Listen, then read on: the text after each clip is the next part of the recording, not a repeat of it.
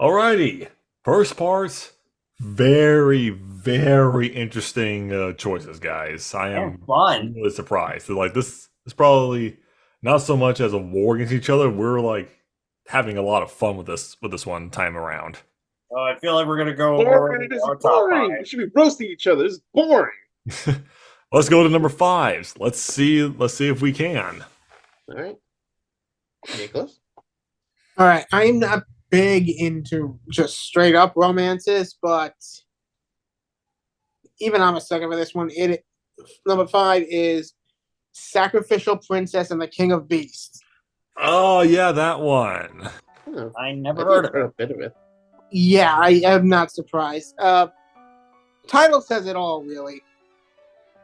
He, he, she wasn't even a princess. She was just a sacrifice taken away to a land where literally anthropomorphic beasts who use magic. Hmm.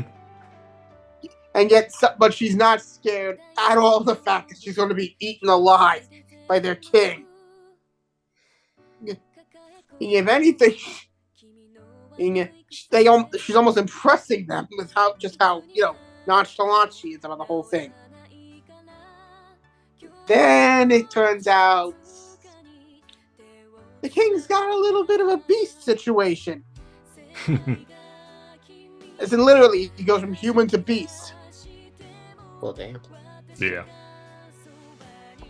And somehow he decides, okay, this girl doesn't show any fear, and she's kind to me. Fuck it, I'm gonna marry her.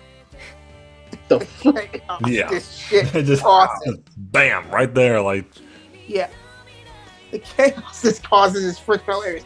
And by the way, not everybody is on board with this. Obviously, Sanofi has to earn her place as queen, and damn does she do that. I mean, I've seen the whole show and I've read the manga. Yeah, she's definitely earned her right at the end of the whole thing. Mm. And it's not just all lovey-dovey, oh, it's a queen. No, yeah, it's violent in this.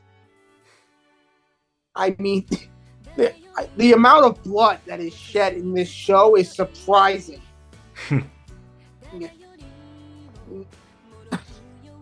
But that still doesn't mean it's not freaking funny. yeah. The Phoenix of all things is what kills me the most. And the first opening is a fucking banger. It's a good opening. Oh yeah. Really not much to say left to say. Yeah. It's It's a simple show with a simple premise, and it's good for it. Yeah, as of right now, I'm still in the middle of watching it, and yeah, I'm having fun. Okay, nice. So go ahead, Kevin. This show did not think I would like season 1. Season 2 ended up, and now we have season 3. Don't worry, I'm not going to use any of you as my tools. Unlike Ayana Koji from Classroom of the Elite. Yo! With season 3 just coming out. Yep. Yeah. So this show, pretty much, the best and brightest are brought to the school to become world leaders and whatnot. There's a ranking system, and if your class goes below a certain point average, you're deducted. And our main character, Kiyotaka Ayanokoji, yeah, he's like honestly like a less restrained Lelouch. Like seriously, this guy he never smiles, he never gets angry. Although in the manga he does get angry, like you see him. But he's very smart. He's very aloof. He doesn't care about much. But he knows his classmate Suzune Horikita wants the class to go up to class 1A, and yeah, the show honestly it's not bad. It's actually pretty interesting. I know people are like, "Oh, but the light novel was way better." I'm like, "Okay, yeah, but the anime itself is pretty good." Like, Yeah. I like how the show like it really takes a more philosophical approach to how you treat characters. Some characters are not who they seem. Some are exactly who you expect. Some of the comedy is pretty good too. Like, remember The pool episode. Oh my god. That Oh, was the hand signs, like that was so dumb. fax That was so machine dumb. sound effects. Yeah, but through it all, I like how there's this like back and forth between not only I and Koji, but like a lot of other characters, especially season 2 with Ryu. And ooh man, like this Ooh, guy man. was an ass, but Kiyotaka just proved it. And what I like is that despite him kind of seeing everyone as his tool, he's not a bad guy. Like he has friends. He's just not. He doesn't know how to react. But I really like just a lot of the how the story goes, and with season 3, gonna get better. So yeah, that's my number 5. Not Okay. necessarily Smash Girl, just saying. Plus Yeah, we could debate that another time. Uh-huh. Oh. So for you. So yeah, my number 5. So I'm still trying to get 2 of these motherfuckers to actually finish the goddamn show. Because it's simple. Oh shit, this might actually have poison in there. What? Wait. Spy Yes, Classroom, yes, yes, boys. yes. Yeah. Wait. What you seen the fuck? What was that reaction, Nicholas? It's not what he thinks though, unfortunately. Okay. It's Spy Classroom. God damn it! What did you think? What did you think it was? You thought it was the Apothecary Apothecary Diaries. Diaries. Oh. But that's an honorable mention. I do want to see it. But yeah, Spy Classroom. Literally, if you take Classroom of the Elite and add the comedy and the antics of Assassination Classroom in there, that's what you get.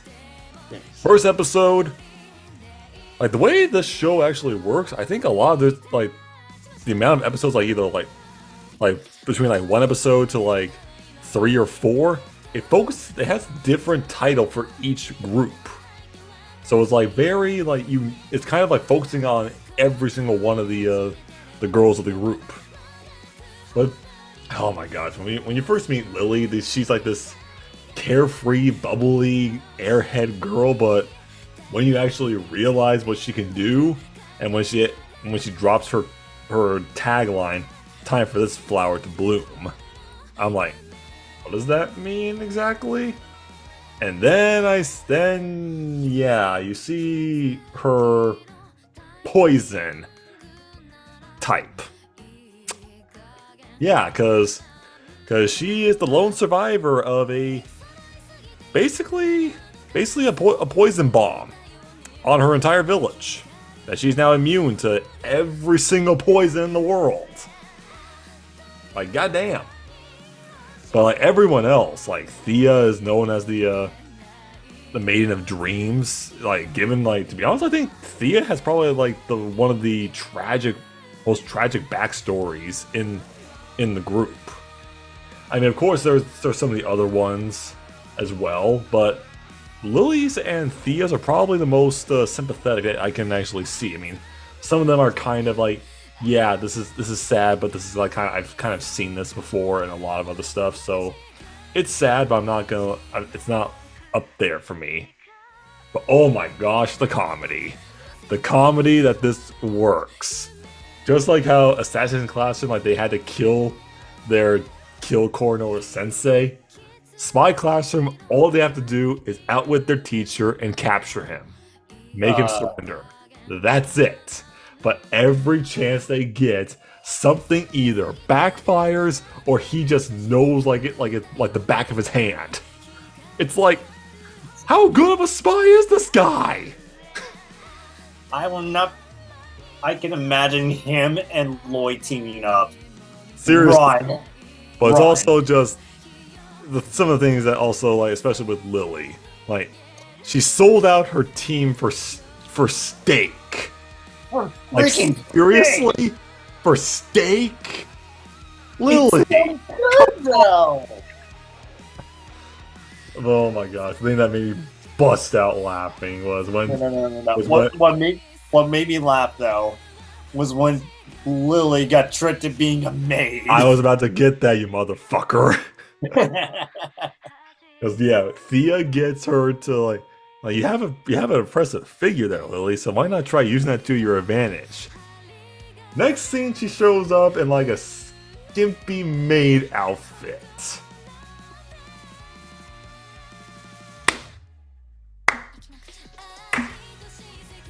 God damn it. So yeah, I'm just so sad this show does not have a dub. Like why? I died. You had the resources.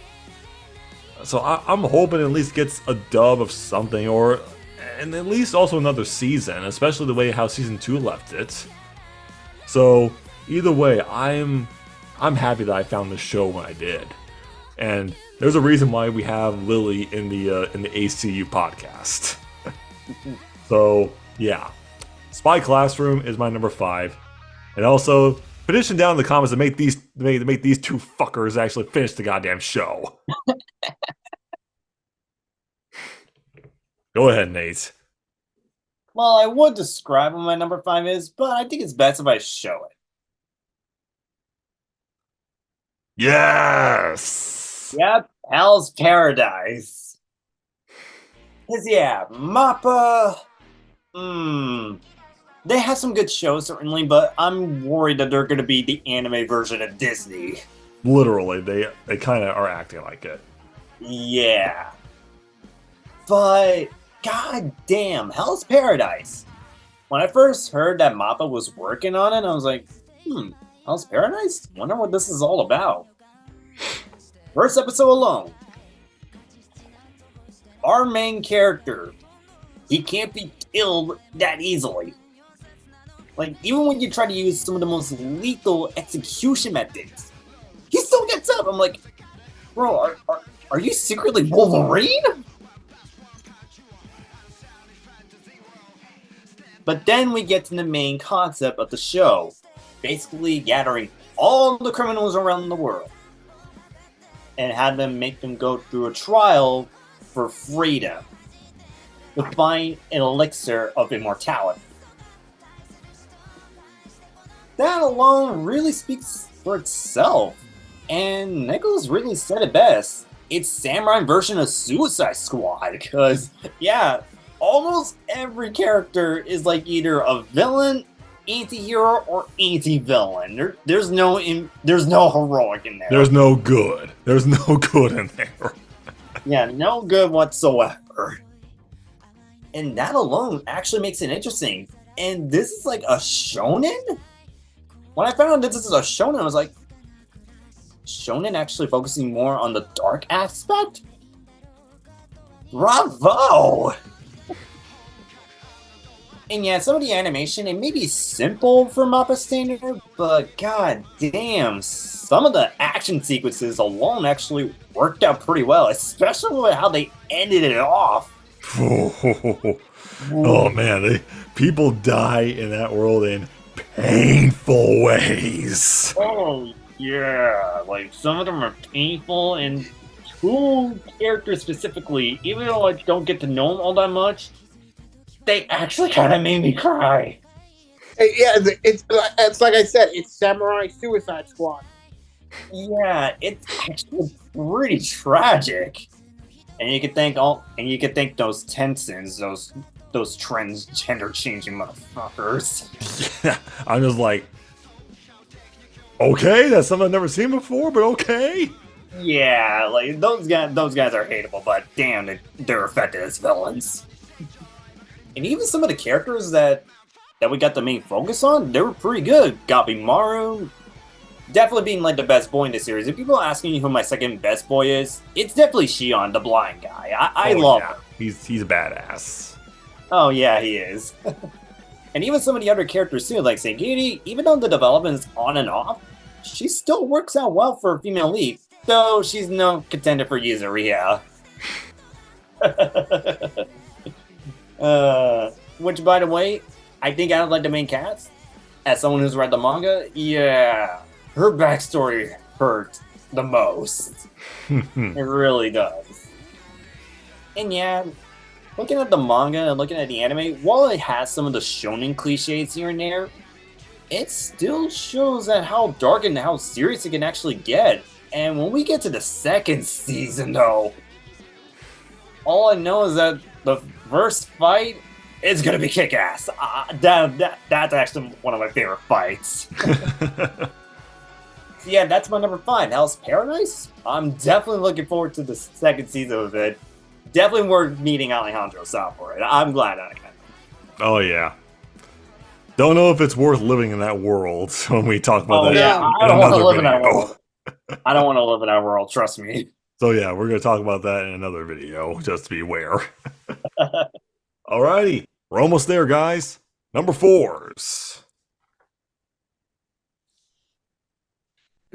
Let's begin our date.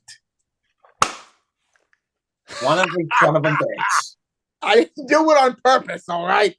Yes, the show is another harem show, but goddamn it, this is hilarious. Yes. This happens. What? I've seen a lot of harems. Very few of them are actually focused. And when I say plot, I mean plot, not plot. Yes. This is one of those few that pushes it forward for me. And goddamn, I mean, the first episode, yeah, it kind of set the tone as a goofy moment with some serious shit in it.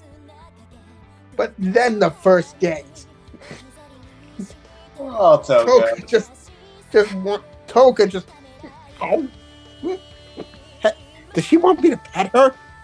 Okay.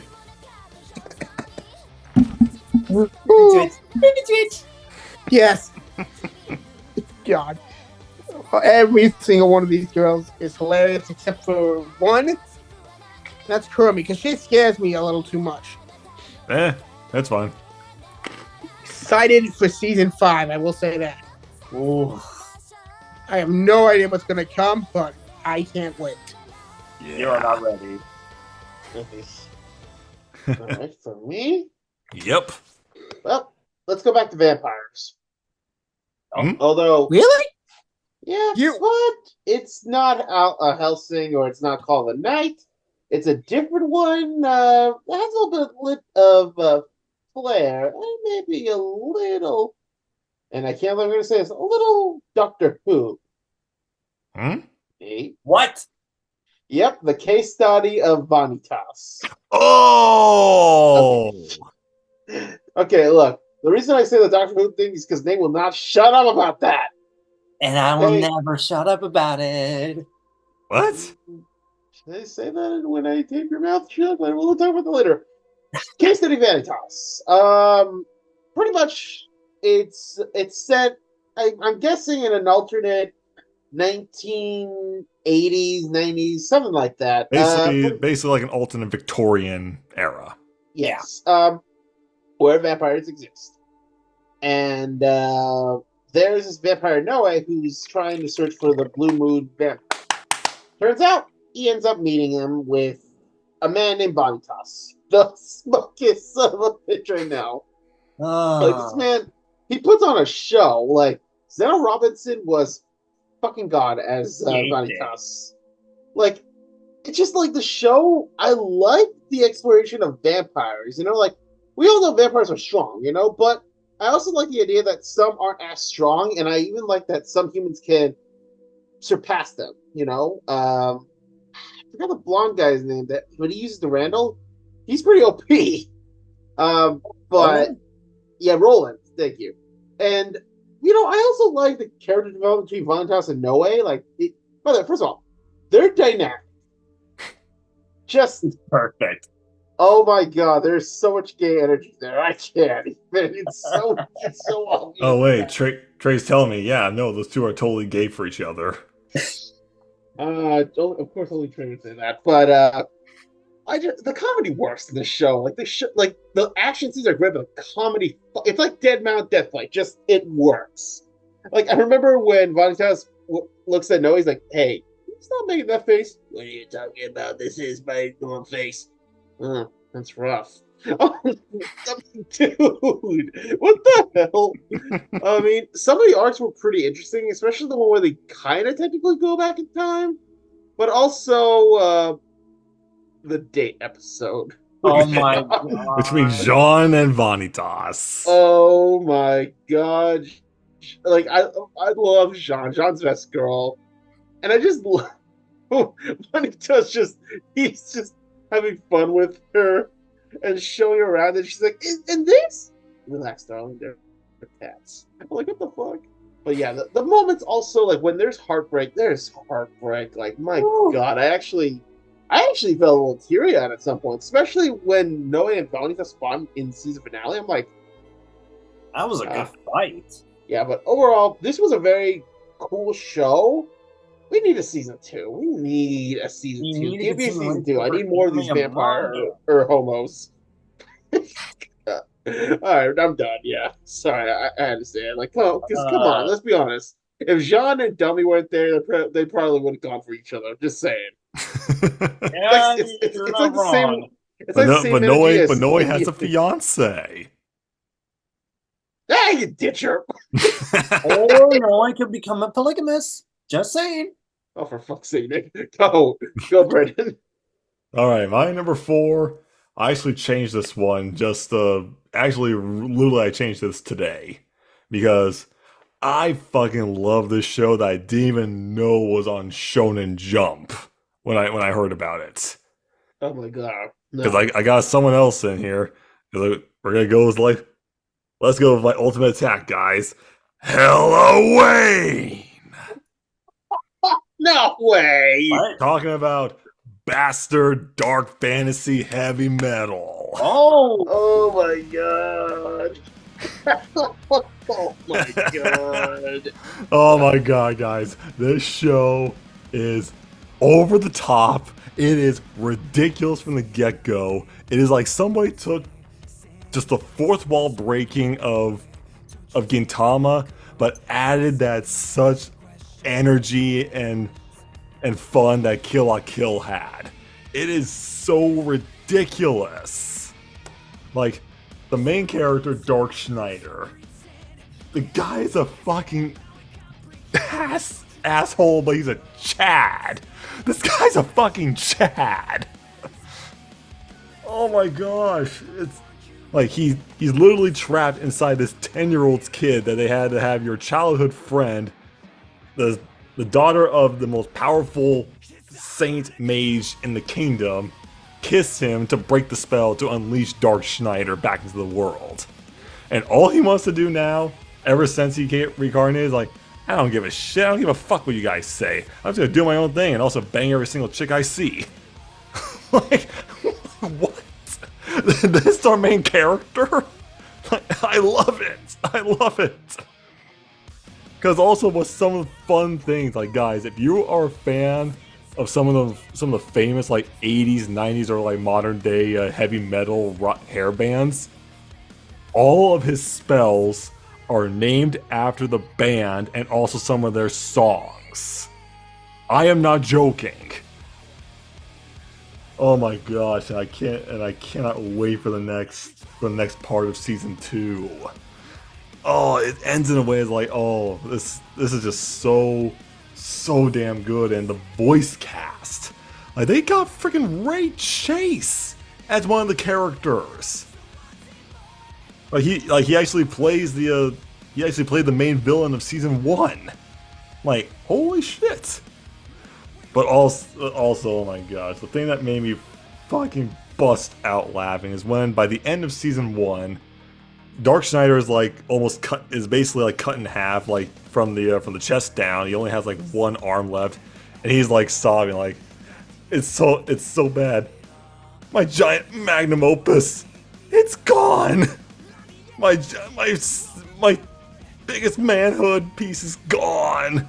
I'm like, dude, you are cut in half, and you're sad because you can't get laid. I mean, 2 inches isn't that long. I'm just saying that's his biggest man, and I'm just like, damn. Oh my god, this is so good, and Kevin actually has been loving this show too, and I'm so this glad. show is a show. It is a show. Like I said, guys, if you like the fourth wall breaking of Gintama and also the overtop energy of Kill la Kill, you're gonna love this show. I want honestly, for a death battle, I want to see Dark Schneider versus Gentoki from Gintama. I want to see that fourth wall break. So that's my number 4 is the show on Netflix, Bastard. Nice. Well, we started out this entry with a harem. Let's end him with this one. Hmm? Brandon, thank you so much for getting me into this one. 100 girlfriends. Motherfucker! It's been a while, That's folks. the war. That is the war. It has been a while. We have not had a chair walk in a while. And I'm not counting the time I did it. Wow. Okay. Okay, 100 girlfriends. The full title alone really sets the tone. And honestly, I was a little hesitant, but when I first saw the episode, when Rentaro met the god, he got his wish come true. He's gonna get a girlfriend. But there's a bit of a twist. Instead of just one, no. He's blessed to get 100. And why is he blessed to get 100? Because the god was trying to multitask and he screwed up. Watching a Studio Ghibli marathon. That was his excuse. Look, I get it. Studio Ghibli is awesome. I get it, dude, but focus on the job. Though Rento can't really back out because if he rejects one, that girl will die. So yeah, you can tell that I swear, he went from a simp to a Chad instantly. Like, he's managing to round out all these females together. I'm not kidding. Brandon said it best. He even got in the melts. Like, what? It was so awkward though when you first read it, but my god, that is fucking awesome. It is. It actually shows that he's a genuine guy, that he's willing to make all of them happy. And of course, yeah, for what made it work is the comedy, but also the heartwarming moments too. Like the pool episode, yeah, it's starting off funny. I mean, both Hakari and Nana were trying to show off their acid to Rentaro. Especially when Nana just did this. That caught me off guard. Deadpan, doesn't bat an eye. That's why she's best goddamn girl. Yeah, she's awesome. Anyone can find a best girl in any category. All of them are good in their own way. Yeah, even with Kusuri not being my favorite, she still contributes to most of the plot at times. And yeah, the two heartwarming moments that really got to me was during the pool episode when Rentaro confronted Karine, which is my personal favorite female, about it doesn't matter you're flat-chested or not, you're still great the way you are. And the second one, heartwarming moment that also doubles as a heartbreak, was when Rentaro had to get Hakari back. Oh, that got dark immediately, and I ended up crying. That was just beautiful. And then the next episode happened. Oh yeah, when the MILF decided to get the idea. Oh my god. The show just freaking works. And you think that Gintama and Bastard had the references? 100 Girlfriends has all the references. I'm not joking, guys. You name it, it's in there. You want a Shining reference? Okay, let's do it during a zombie kissing episode. Let's do that. And I'm not kidding. Even later on in the manga, they reference other mangas and animes too. It's amazing. Yep. And the roster just keeps growing for the females. Where I'm at right now, it's looking very interesting. Though there is one female I am not looking forward to in the anime, and I'm pretty sure Brandon knows which one. Yeah, no, I'm not looking forward to that one. But yeah, we gotta get through it, so whatever. Yeah. But hey, 100 Girlfriends, it definitely subverted expectations in the best way possible for the humor, the charm, and even the waifus. That's why I had to put it for number 4. I would have put it in the top 3, certainly, but I'm still reading the manga. But yeah, thank you, Brandon, for getting me into this crazy ride. Crazy but fun. Absolutely. All right, the big 3. What do we got? So answer me, guys. What's your crime coefficient? What? No! Yes. Psychopaths. Psychopaths! Yeah. Fun fact, I'm actually I just got back into it because I finally found the dub for everything beyond season 2. Oh, nice. Ooh. Yeah. So there is a chronological order to everything, and that's what I'm following, not when it came out. Yeah. Okay, good. Because that way it makes sense in my head. And I mean, you want to talk about this? They sell this as a utopia, where everybody's got there's some fancy schmancy whatever that scans how likely you are to be a criminal, and that judges you for the rest of your life. That sounds like hell to me. They took the concept of Gattaca and they made it more dark. Yeah. Well, we follow this group of detectives and officers who basically work to make sure everything is hunky dory in the system. But things take a turn for the worse when some guy can't be read by the system. Yeah. And basically goes on as everything. And that's just season 1. Mm-hmm. Yeah. Beyond that, things get crazier and crazier and crazier. Yeah. I mean, the Dominator is one of the most terrifying things I've seen in an anime. Like 1 minute it's a paperweight, the next it's an organ blow. It's a pop gun. Yeah. As in you point it and the thing you hit goes pop. All of these characters are amazing. Even the ones that started off as a little bitchy, he ended up growing on me a little bit. Hmm. You know the one. Oh, yeah. Yeah. But I mean, this world is so fucked up. Forget about the civil system. Just looking at everything outside of it. It's worse. Yeah. And the way people try to justify them, I would not want to live in that world ever. Ever. Yeah. No. I like the idea of making my own choices instead of some computer judge making them for me, you know? Exactly. Yep. Oh, Yeah, Providence was good. that's next for me. Yeah, it was a good movie. I still need to see Providence. That is next for me. I'm excited and I can't wait. Let's just hope we never get there in real life. Yeah, let's hope. I'm hoping so too. Don't do this, AI. No, it's gonna happen. It's gonna happen. We're all dead. Anyways, There's nobody to watch the movies anymore. It never goes well. Yeah. Nope. Anyways. All right, so number 3. Okay.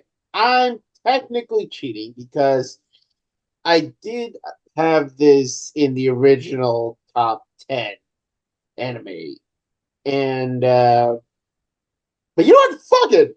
Bleach Thousand Year Blood War. The one that came Wait. back. Yeah. No, you didn't. I think Yeah, you actually, did. no, I'm pretty sure I did have Bleach in like. Yeah, you had first- Bleach, Yeah, but this is Thousand Year Bleach- Blood War is technically still its own thing. Yeah, exactly. So you're I'm kind like, of fuck not it. cheating. Yeah. Anyways, Thousand Year Blood War. Continuation of Bleach. Didn't think we were gonna get it. Everyone and their mother has been begging, and holy shit, it's not disappointing. Like, it not only brought in the Thousand Year Blood War arc really well, it added things because Kubo was stressed to finish Bleach at that point. So to have it kind of take its time, develop its characters, bring in some new things, that's great. And plus, a lot of the original cast came back. A lot. Not all of them, but a lot. Like, hearing Johnny Young Bosch as Ichigo saying gets a good Tencho, I was happy. I felt a part of myself go to heaven. Like, that was great. fights were fucking awesome with the new animation. Yuhawa, oh my god, he is fucking OP. And don't even get me started on that scene with Ichigo and his Sanpakuto. Just him accepting both sides, just getting the new sword. I'm like, yes. But of course, we have to talk about the Bankais. We get new Bankais. And we fucking finally get Rukias. About time. I was blown away by how well they did it. And I just really also love the expansion of the Quincy, because we rarely got anything about the Quincy from other than Uryu. Now we do have this. Oh man, if we're getting part 3 this year, and then hopefully the final part next year. It's just great. It's really great that Bleach is getting the love. I'm praying though that Yu Yu Hakusho gets a reboot of its anime. Yes. Because I know the live action was okay. Hopefully that intrigues people to like say, you know what, we need a reboot of this, because if Murray Kenshin can get it, why can't we? You know what? Give us another Fist of the North Star too. Just say. Yeah, No, I mean- you know what? No, you know what? D Gray Man. Yeah. Anyway, Bleach Study Blood War. Thank you for coming back. That's my number 3. Nice. Nah. Thank you. So my number 3, you guys have probably heard me hype up this anime so fucking much that you're almost sick of it. Oh my god, it's Chainsaw Man. It's Chainsaw Man. No. No. Oh boy. That's 1, that's 2, that's 3, that's 4, that's 5, 6, 7, 8, 9, 10. Holy crap, I just keep getting 100 girlfriends that really, really like me. There it is. Yeah. Yeah. Yeah. Oh, fucking of course. Why? What do you expect? Anything else? I hyped up this show even when it was just the manga. And you got 2 of us in it. And this is the god. This is the god of harems to me. Like it is. Like to me, it's the god of harems. Like you have a character, Rentaro, that doesn't really do anything crazy. He's not an open perv like Issei is, and he's not a dense idiot like Ichigo is from Infinite Stratos. No, like this, he's a genuine guy. He knows the risks. He knows what has to be done. Yes, it's not what he wants, but that doesn't really make any sense because the god basically told him to like, yeah, you're gonna get busted with a sword, but no, whoops, you're gonna get 100. Because I was up all night watching a Castle in the Sky, and I'm just, oh my god, I knew they catch the references when they made a freaking Tokyo Ghoul reference in the first episode. Literally, like the eye, the veins, the art style. It's like, yes, I knew they would capture it perfectly. And it just keeps getting better. It just keeps on going when they even make a Resident Evil reference. On part with the Shining reference with Nano in like the kissing zombie episode. Oh my gosh! And I love the Mission Impossible reference. That's awesome. This show is so good. The manga is fantastic, and just recently did I read when they referenced Chainsaw Man in there. Oh, yeah. I'm like, wow, this show is it's rivaling Gintama for the king of references. It's rivaling that series. Why not make the reference 3? I am so happy this show it also got a green light for season 2 as soon as the anime was close to done.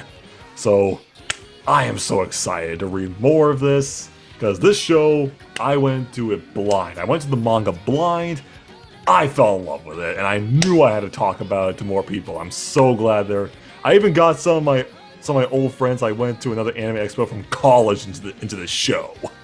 That's how good this show is.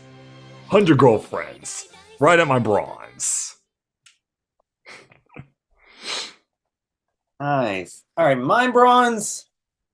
If people didn't know me for a while, all I can say is this: hell is officially frozen.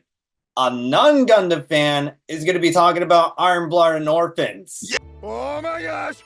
It's happening! Everybody, it's happening! Yes! Yo! Yeah, I think hell did freeze over. Yeah, because people know, like, I never really got into Gundam. Like, I'm not saying I hate Gundam. I just couldn't really get into it. But then Kevin got me into Iron Blood and Orphans, and I was like, okay, I might as well see how this goes. First episode alone. Oh, wow. The main character alone got my attention, and I thought, oh, I bet they're going to make it cliche. No, Mikazuki, he definitely resembles an anti-hero in a way. 'Cause yeah, while he does care and all that, the dude can go to extreme lengths just to get what he wants. And of course, it's not a Gundam series without badass mech fights, which I love the mech in the series. That is honestly like my personal favorite.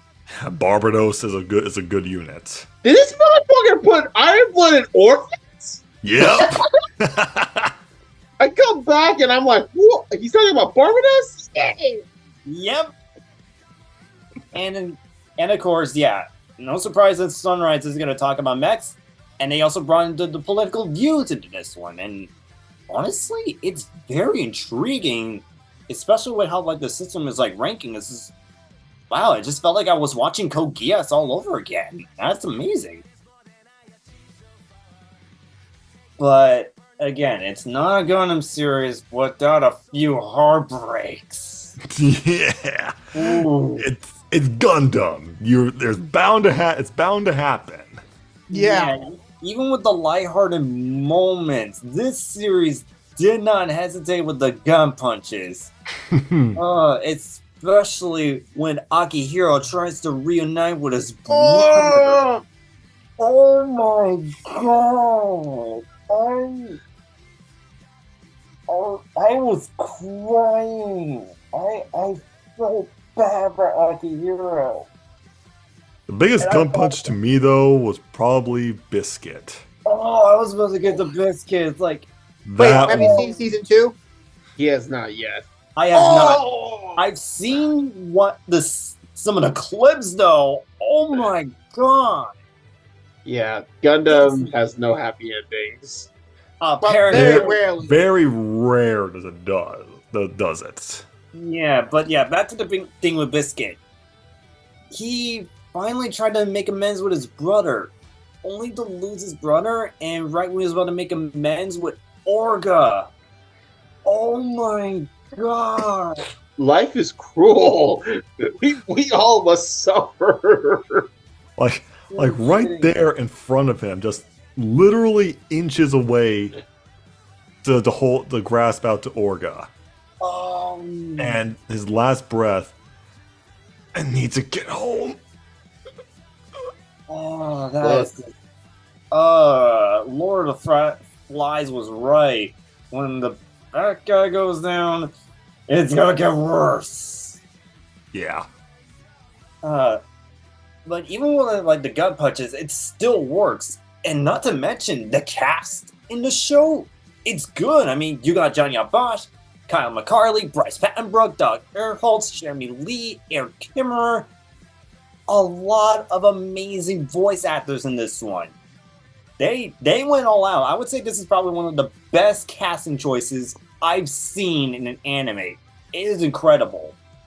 I would put it like in the top 2 or number 1, but considering I have not seen season 2 fully, I gotta honor this amazing show somehow. And giving him the bronze medal, it's definitely worth that ranking. Plus that goddamn opening by Man with a Mission. Oh yeah, raise your flag. It's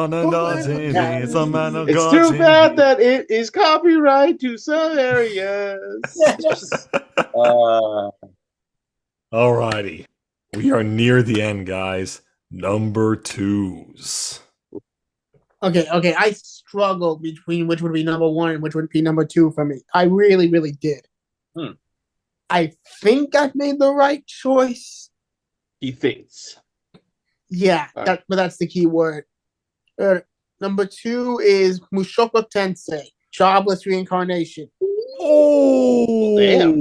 Ooh. Whew. Yeah. Hang on, hang on. Whew. That escalated quickly. I mean, Wow. that really went out of hand. Yes, it is. It starts off as like your most bare bone isekai ever. The guy dies, gets reincarnated. But there's no real grand adventure to it. There's no like, we brought you here to slay the Demon King or whatever. No, he just wants to live he just gets a second chance at life. Mm-hmm. Yeah. And he just wants to live the life he never had in the first time. A lot of friends, happiness, what he ever had. The problem is life doesn't care what you want. Especially in the fantasy world. No. No, it does not. No, there are so many beautiful moments in it. Almost in this, and so many heartbreaking ones too. Mm. Ooh, okay, who else cried when Paul and Rudy met again? Yeah. Oh, and there, despite all of this, Rudy is still somehow manages to push through to find his family. But then the end of season 1, Yeah. Ooh. another heartbreak. So he has to go forward again. Because this time he's not giving up. It's not going to be like his whole life. He's going to push on. And then season 2. I have not Part seen one. season 2, but Yeah, season 2, part 1. What happened? Oh, such a beautiful, so many touching moments. Wait, have you seen part 1? Hey, No, I yeah. just Okay, said I haven't seen it. okay, I'm not going into spoilers then, but God damn. I've read up to everything that's available for the manga. I can't wait to see how they animate this next stuff. And I can't wait for what's next. I'm really hoping we get a third season, maybe another or 2. Because god damn, this show is beautiful. We shall see. I mean, the second opening alone. That was good. Oh yeah. Wow. Yeah, I think I made the right choice. Yeah, Damn. I think so. Yeah, that's fine. All right. For me, all right. Remember the rules. Don't interact too much with the timeline. You have 12 hours to complete the mission. Do not change anything. Let's do it. Link, click. Yeah. Yeah. One of the few Chinese anime I've seen. It's better than a lot of anime, I'm going to be honest. Like, just the way they tell the story. Like, there's no real explanation of how they got their powers, but Luke Wan and Chang Xiaolun, they are able to go back in time and kind of relive certain people's lives through photos. And season 1, it pretty much kind of has them doing a few odd jobs to help certain people. And I'm like, I like this exploration of people, with their past, because we go to, say, a woman who's overworked herself. We have an athlete who's trying to help a dying teen. We even have an old couple who are focusing on kung fu. Don't even ask me why that happened. That was a funny episode. That was a funny episode, but it's just a very interesting dive into everything. Like I know like a lot of shows have big plots, and that's fine. But Link really does well with small stories, and the characters themselves, they were really interesting. But then we get to the killer. Oh boy, yeah, that like the second half of season 1 it went dark. Like this show goes to dark places. The And plot twist. and season one, the way it ended with that literal gut punch, I'm just like, how the fuck are they gonna amp it up? Season 2 amped it up, had the whole season focused on others with powers, and I'm like, shit, there's more? Is this fucking X-Men? It's Apparently, true. I kind of feel like it. Like, I just love also the fight scenes. Like, holy shit, dude! choreography. So, hey, okay, Jujutsu Kaisen, get the fuck out of here, okay? You're dethroned for best fight scenes. Like, god damn, I love the choreography of the fights. And oh man, it's the end of season 2. I don't know where they're gonna go with this. I think there's a time paradox. Like, I'm curious. Also, the dub cast really good. I mean, you got Zena Robinson and Alejandro Saab. Like, come on. And also Susie Young. Just, it's great. And look, I know, it's stupid, but opening one's best. I'm just saying, that Back in Time is awesome. So, I like both if you openings. if you need a new anime, a different anime, watch Link Click. It is anime Loki, but better. because it's not from a shitty company anymore. Fair. Thumbs up. That's all you can do. All right. All right. What? My number 2. Wow, is it really shining a light on the whole entertainment industry. Oh, fuck. No way. The anime that's been taking the world by storm, Oshinoko. Oh. Yeah. Oh. Episode 1 literally feels like a movie. Because it is. An hour and a half long for the pilot episode.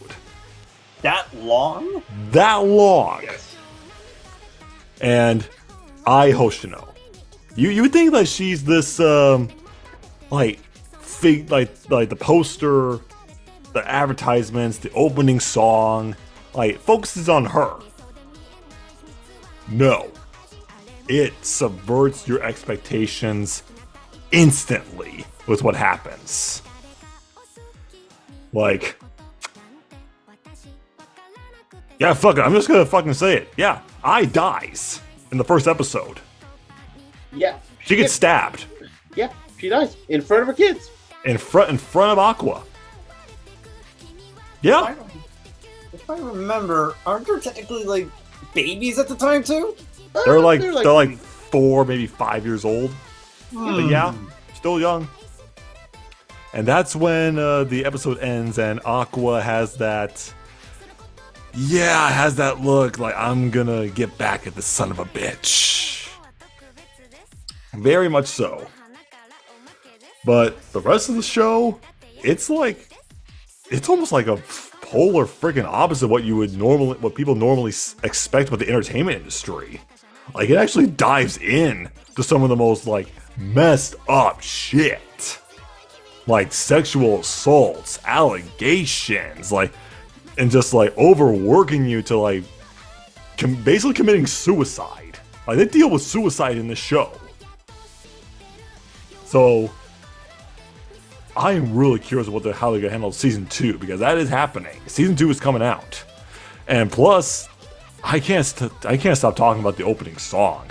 The opening song, "Idol" by Yoasabi, is like fucking banger. It's like there's a reason why it made #1 charts on the billboards for the war, like worldwide, for like a year straight when the anime came out. An anime song was the #1 top charts worldwide. That's insane. And it just really shows like how different the show is, like how like it is a slice of life, but then you add this like supernatural element into there. You actually add like reincarnation in there as well. And mystery. It's like wow.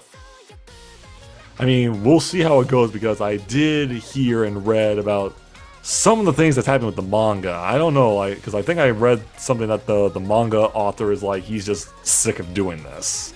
So I really hope he doesn't do a fucking like, fuck you guys, I'm ending it just because. Like, I really hope that's not happening. But regardless of the fact, if Anyone knows about what's going on with the entertainment industry that you might think you know? Oshinoko shines a different light on that stuff, so that's why I have to talk about it here on number 2. Yeah. Nice. Nice. And definitely, like, if I hear the song play at Anime Expo, I might do the dance that Aqua did. Oh god. Oh, God. Oh, don't. Move on to number Just 2, go. dude. All right. Well, this was brought in before.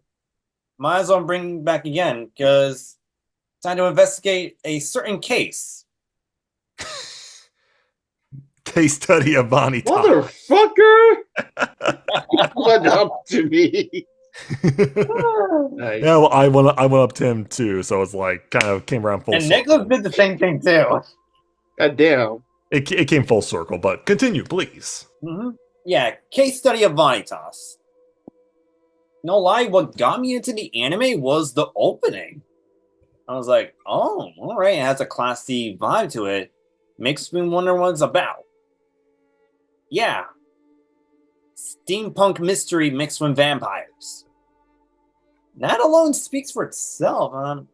The first episode alone, I am really curious on how it's going to go, because the way they ended off with the first episode, with this quote, and by the end of this journey, I killed Vanitas with my own hand. And I was like, what? What? Now it makes me curious on how this journey is going to go. And as it continues, yeah, it definitely has a lot of comedic moments.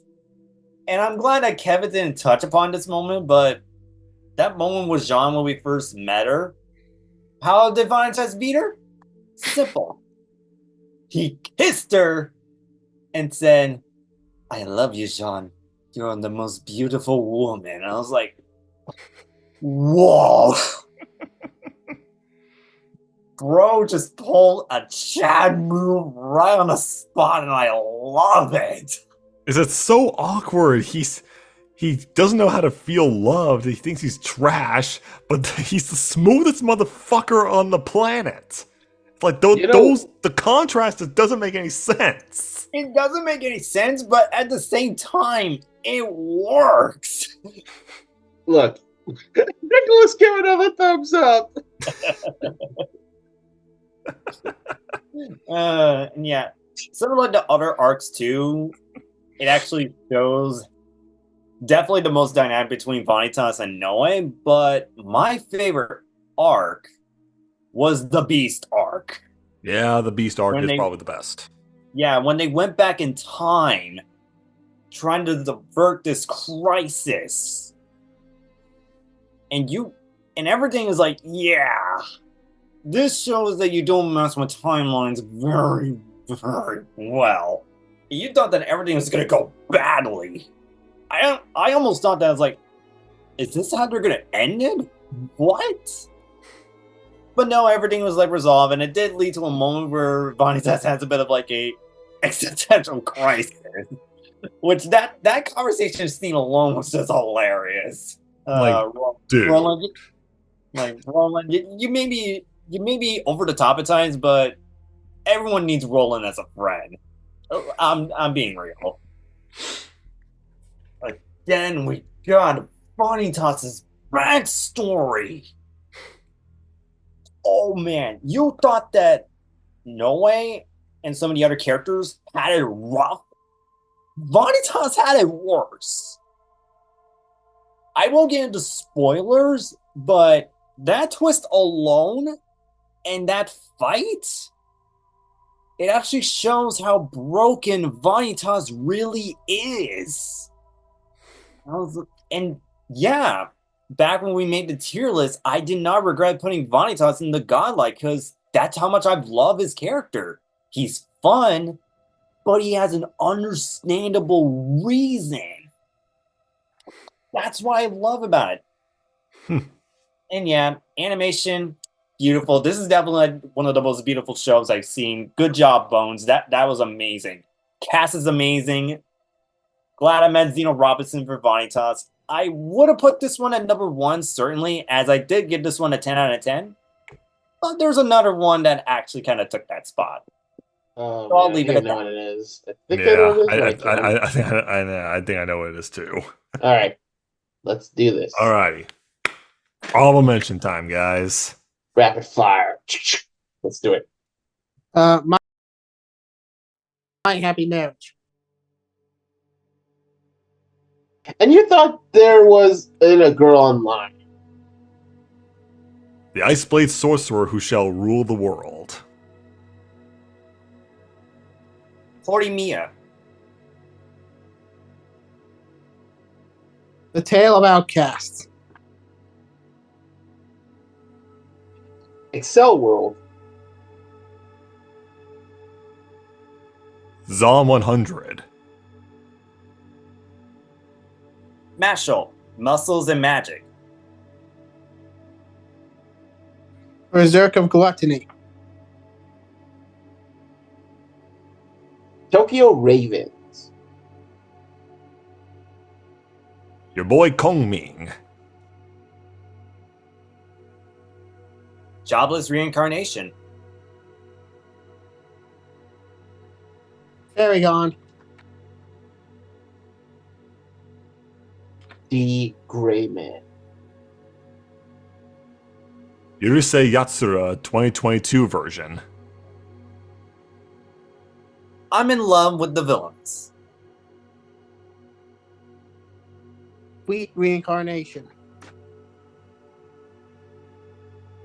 Yu-Gi-Oh! Raids. Cyberpunk Edge Runners. Siren. Beyond Journey's End. Killing Bites. Durarararara. Classroom of the Elite. Cyberpunk Edge Runners. Noragami. SSSS Gridman. Deadmount Death Play. Soul Leveling. 86. The Ice Blade Sorcerer shall rule the world. Akiba Made War. Oh my god.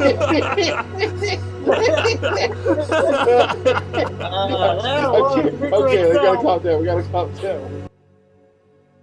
Shangri-La Frontier.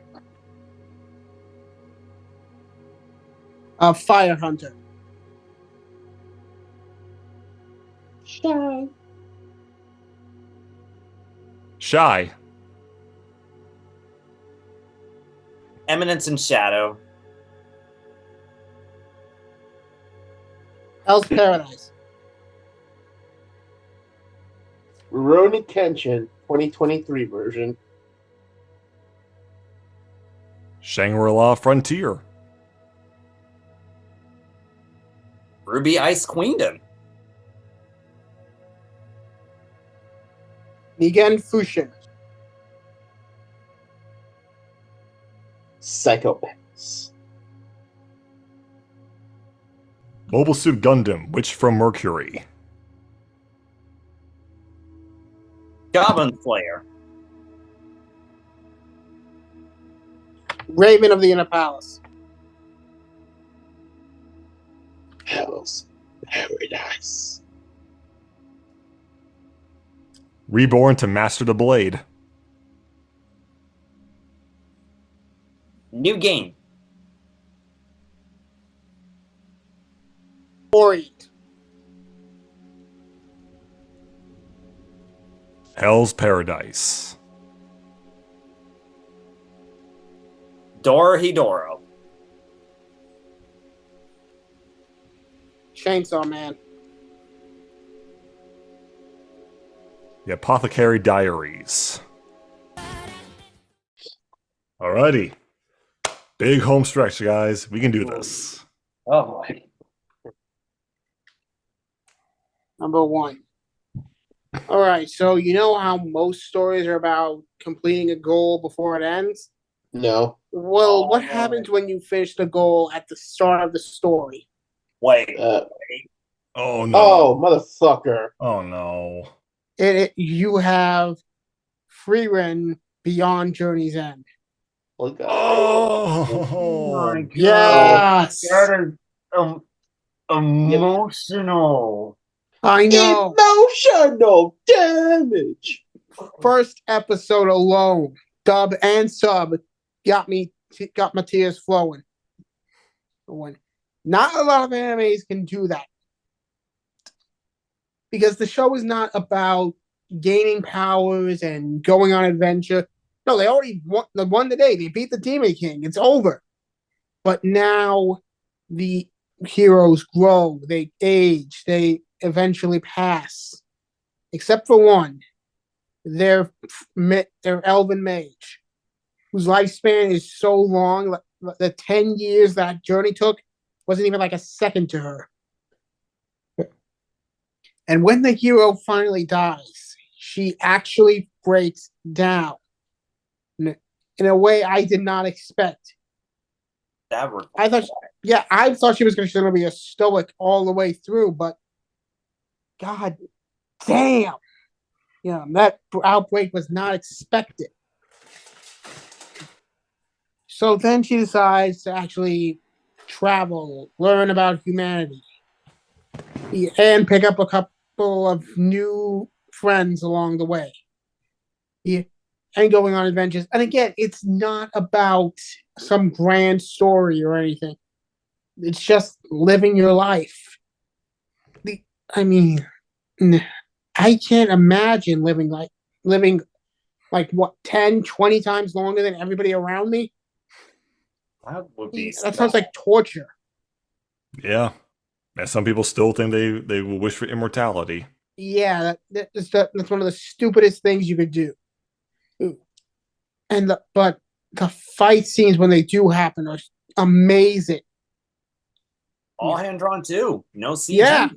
Yeah, it's crazy. Well, easily the coolest one for me was Freeran versus Aura. Because it is such. We saw that ending coming, and I know I did. Just one stoic badass line: "Kill yourself." Whew.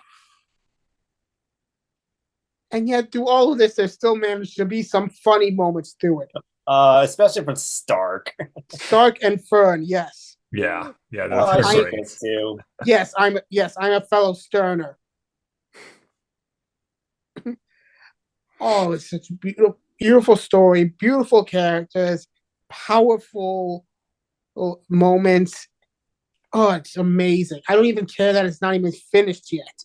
Yeah. That's why it's number 1. That's how good it is. It's God damn. oh. Gavin, do you have a cheering up one, or you're not even there? Well, this one is the best anime of all time. I mean, it had everything.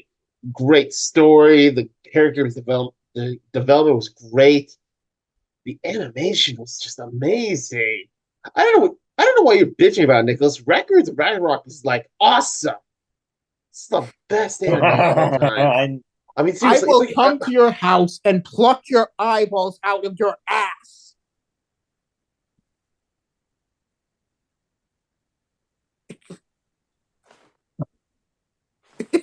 Anyways, no, for my real one, here's a hint. No way! You of all people! Attack on Titan. The crazy thing, you haven't seen the other got another seasons one. yet. I haven't seen it. I have not. I've only seen season 1, but yeah, it's just great. I mean, the whole world is fucked. It's fucked. Like there's no denying it. It is fucked. Okay, Titans are ravaging everywhere. There's a shit ton of racism and just it's over. Eren Yeager, young boy, saw his mother get decides I'm gonna kill every last Titan.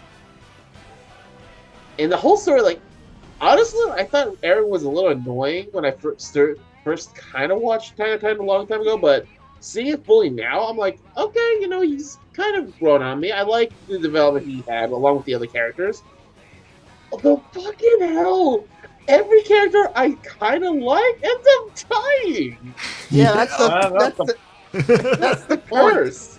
That's the curse, man. Like you cannot trust this show. Literally anyone could die. This is Game of Thrones if it wasn't written by a shithead or rushed. Okay, like goddamn. And the first, like, I kept reading on like what happens. Like, holy shit! Like the discovery of where the Titans might have come from, like the exploration beyond the wall. Like, it's great. Like characters, they're veterans at that point, and it's horrifying to see these young, bright kids. Like, everyone could die. Like, seriously, it's that's the horror of war, my friend.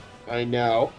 And also, man, like the final season, I've seen clips with shit, man. Shit Yeah, is man. real. Final. And the ending is just bittersweet because Eren, he's not even 20, guys, when he died. He was 19. He wasn't even 20% of his life, and he died. Just damn.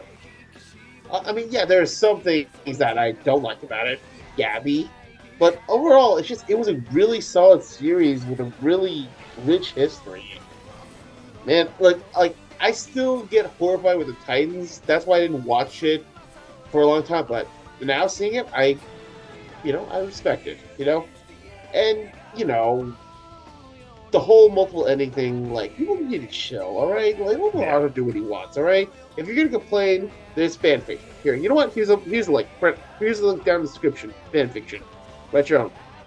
Losers. That's why I stay away from most fandoms. I know, right? All right, Yeah, Brain. as best we can. What? Better be some good ass shit.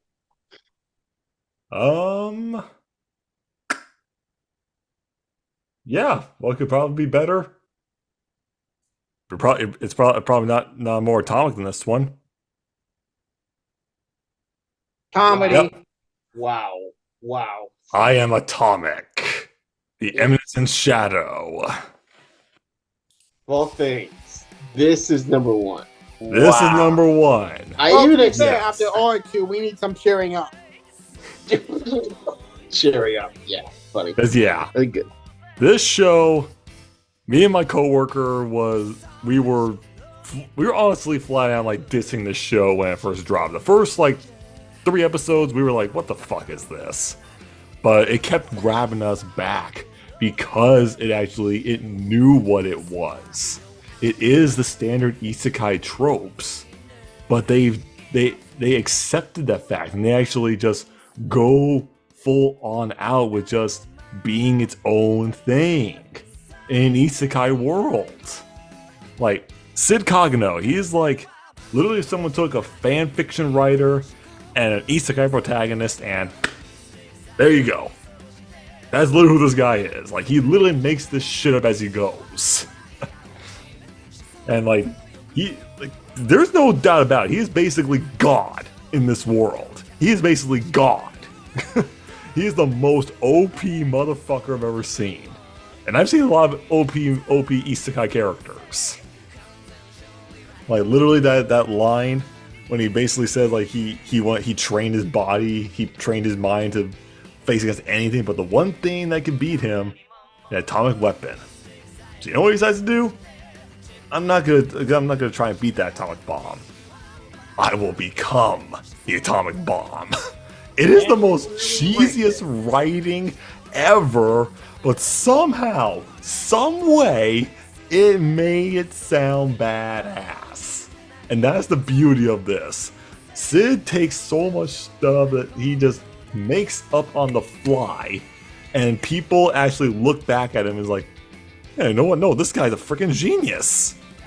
I'm like, no, it's not. That he pulled out of his ass like 5 minutes ago. I guess it's an unintentional genius. But oh my gosh, it's also just every other person that's in there, like everybody in Shadow Garden. even like the people he meets at the academy. Just his journey, like he literally just wants to live out his fan fiction, be the main character of his own story, the Eminence in Shadow. That's where the title comes from. And he's literally he's not even doesn't even care about the order.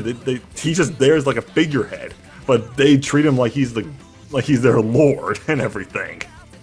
But I can always say this: he rocks that fantastic drip that I rocked. We use a Riha in their cameo. Exactly.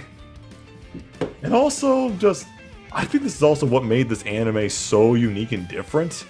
It actually takes the idea of multiverse, granted multiverse theory, and actually make it make sense somehow. Instead of like just branches like going off to things, they say like, no, multiverses are just more like a spiral.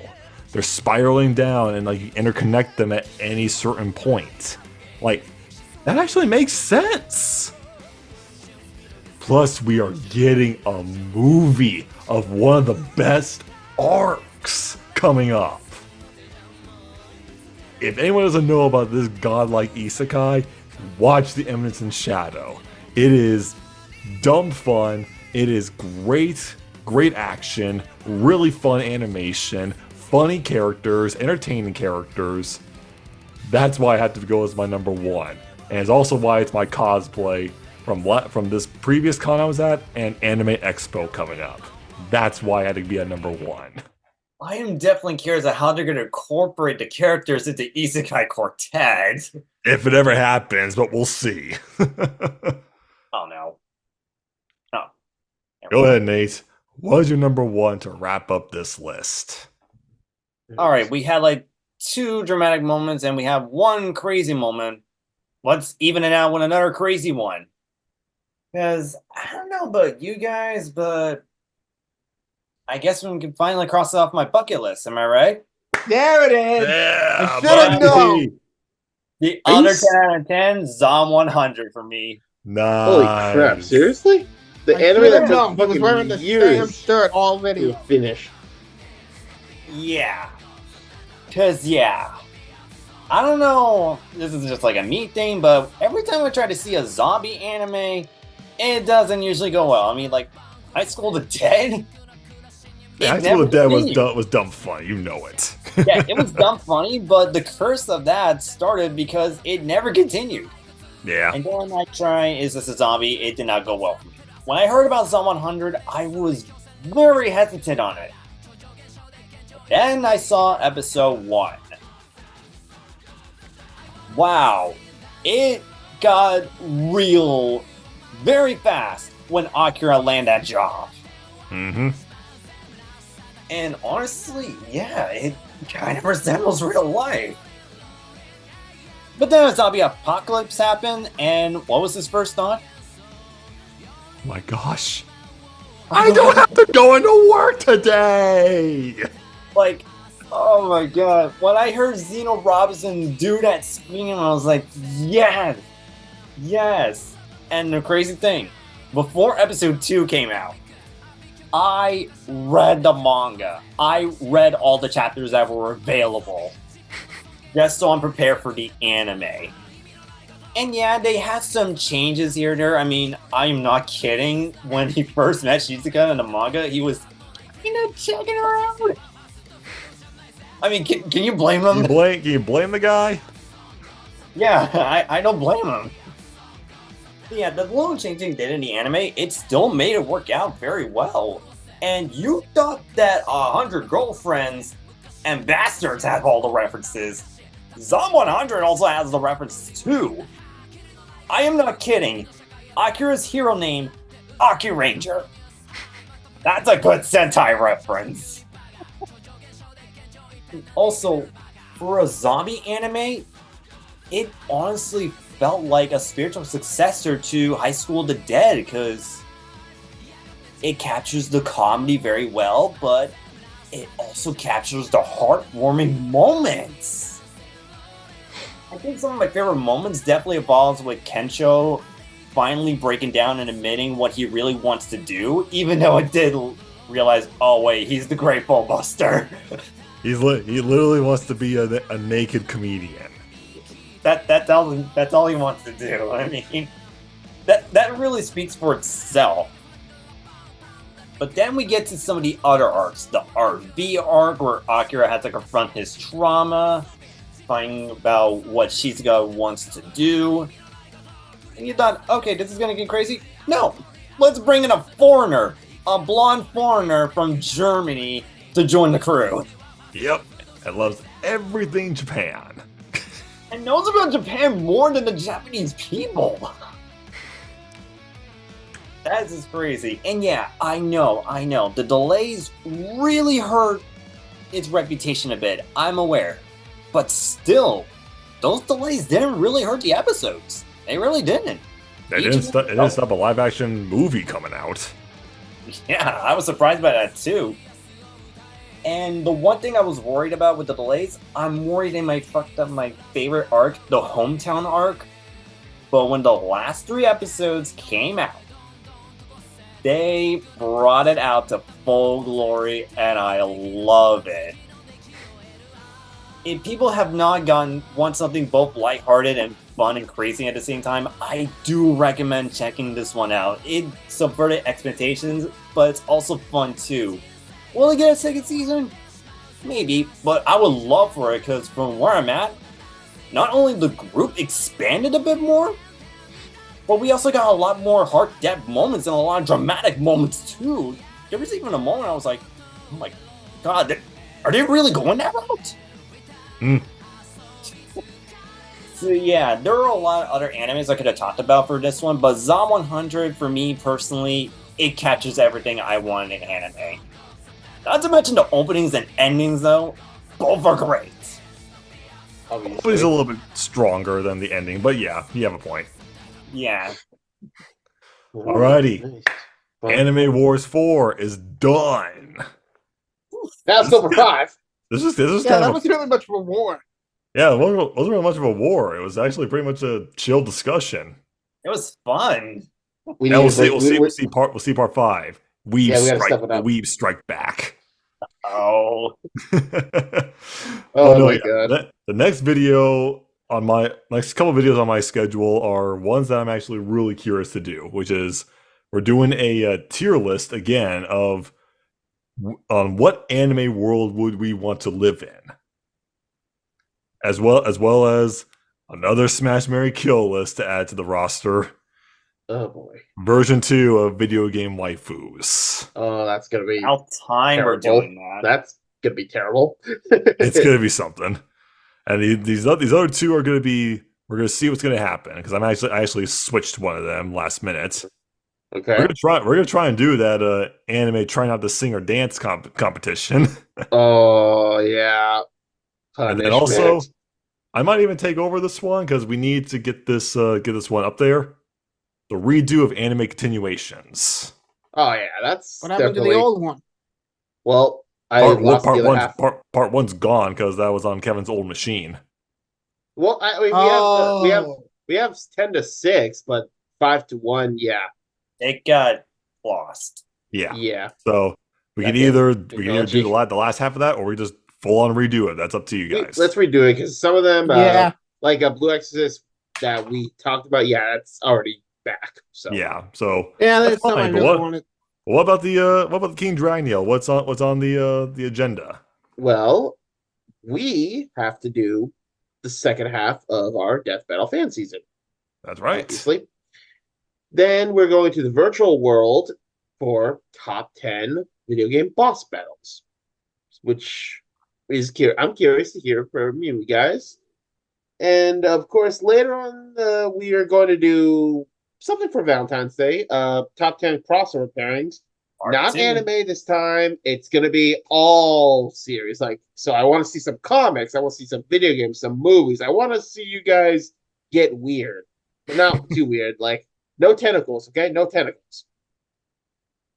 All right, no tentacles. But the biggest one that is hopefully comes out this year, besides this one little section of the podcast, phase 2 of our anime cinematic universe. because we are close to finishing off phase 2. So hopefully we get that earlier in the year. And yeah, actually, there is one more video I want to try to do, maybe in February or March for me, Nicholas, and Brandon. Top 10 Yu-Gi-Oh decks. Mm. Yeah, we definitely have to discuss that. So, Alrighty. All right. So We allow ties for that or no? No. Okay. oh, these are what we have, and we'll let you guys know. Be sure to like and subscribe. Hit that bell for some notifications from both of our channels. We'll see you in the next one. Have a good night.